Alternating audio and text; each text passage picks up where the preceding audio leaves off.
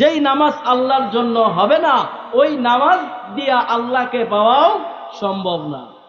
এই জন্য আল্লাহ রাব্বুল আলামিন বলেন, ইন্না সলাতি ওয়া নুসুকি ওয়া মাহইয়ায়া ওয়া মামাতি লিল্লাহি রাব্বিল আলামিন।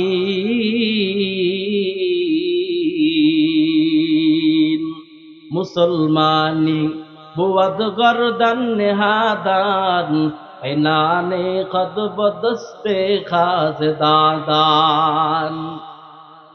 আল্লাহ রাব্বুল আলামিন বলেন, মুসলমানের নামাজ হবে আমি আল্লাহর জন্য, মুসলমানের কুরবানি হবে আমি আল্লাহর জন্য, মুসলমানের যাকাত হবে আমি আল্লাহর জন্য, মুসলমান জাগবে আল্লাহর জন্য, মুসলমান ঘুমাইবে আল্লাহর জন্য, মুসলমান একজনের সাথে কথা বলবে তাও হবে আল্লাহর জন্য, মুসলমান একজনের সাথে কথা বন্ধ করে দিবে তাও হবে আল্লাহর জন্য, মুসলমান যুদ্ধে যাবে আল্লাহর জন্য, মুসলমান যুদ্ধ থেকে বিরত থাকবে আল্লাহর জন্য, মুসলমান খাইবে আল্লাহর জন্য, মুসলমান না খেয়ে থাকবে আল্লাহর জন্য, মুসলমান নামাজ পড়বে আল্লাহর জন্য, মুসলমান নামাজ থেকে বিরত থাকবে আল্লাহর জন্য।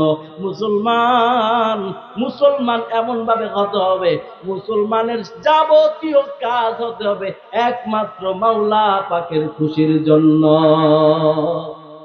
আয় লাগি मुझसे मुझको दूर कर, ताके देखो मुझ में तुझको एक नजर। आय लाही तू मेरा गफ्फार है, आय लाही तू मेरा सत्तार है।